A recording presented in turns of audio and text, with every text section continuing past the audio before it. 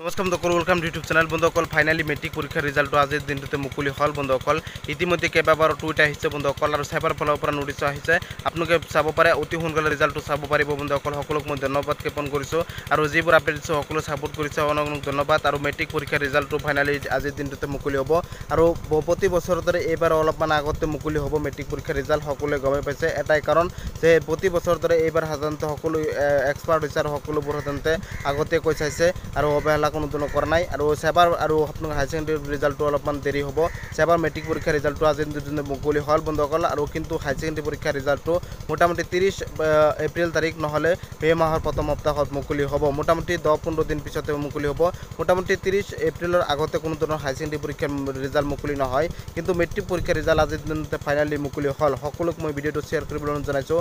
অতি সোনকালে আপোনালোকে আপডেট পাই থাকিব, আৰু কোনো টেনশ্যন নাই। ৰাতিপুৱাই ভিডিঅ'টো দিলেও সকলোৱে ছাপোৰ্ট মৰম আশীৰ্বাদ জনাব, কাৰণ যোৱাকালি মই গম পাইছিলোঁ যে বাতৰি কাকতো গম পাইছিলোঁ, আৰু মুখ্যমন্ত্ৰী ডাঙৰীয়ে কেইবাবাৰো মিটিঙতো উল্লেখ কৰিছে, নিৰ্বাচনী মিটিঙত উল্লেখ কৰিছে যে 19 তাৰিখৰ পিছত ৰিজাল্ট ঠিক হৈ যাব, আৰু সকলোৱে ভিডিঅ' বনাই আছে, আপোনালোকে চাব পাৰিব বন্ধুসকল। মই আপোনালোকক কেইবাখনো আপডেট দিছোঁ বন্ধুসকল। যিসকলে ভিডিঅ' মোৰ আগৰ পৰা চাই তেওঁলোকে গম পায় বন্ধুসকল, কেইবাবাৰো বৃহৎ আপডেট দিছোঁ বন্ধুসকল। মেট্ৰিক পৰীক্ষাৰ ৰিজাল্টখন ফাইনালি আজিৰ দিনটোতে মুকলি হ'ল, আৰু ৰাতিপুৱা 9 বজাতো কোনোবাই যদি ছাৰ্ভাৰ প্ৰব্লেম নাচাব পাৰে, তেনে 10 বজাত 11 বজাত চাব পাৰিব।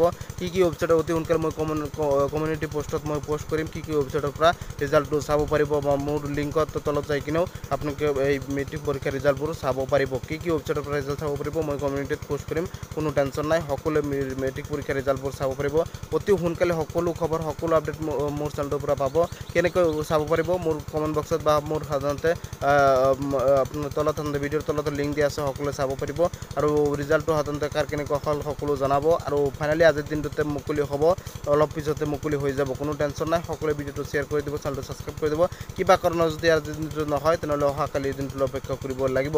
কিন্তু মুখ্যমন্ত্ৰী ডাঙৰীয়ে কৈছে 20 তাৰিখত বাতৰি কাকতত উল্লেখ আছে। মুখ্যমন্ত্ৰী ডাঙৰীয়ে কেইবাবাৰো কৈছে 19 তাৰিখৰ পিছত ৰিজাল্ট দিয়া হ'ব, আৰু ৰমেশ পেগু ডাঙৰীয়ে শিক্ষামন্ত্ৰী ডাঙৰীয়ে ঘোষণা কৰিছিল যে 19 তাৰিখৰ পিছত সকলো ঠিক হৈ যাব। মোটামুটি আজিৰ দিনটোতে ফাইনালি মুকলি হ'ব, বাতৰি কাকতত উল্লেখ হৈছে বন্ধুসকল। আৰু চেবাৰ ফালৰ পৰা ইতিমধ্যে আহিছে, সকলো ৰিজাল্টটো চেক কৰক। ধন্যবাদ, ছাপোৰ্ট কৰিব, চেনেলটো ছাবস্ক্ৰাইব কৰি দিব। ধন্যবাদ।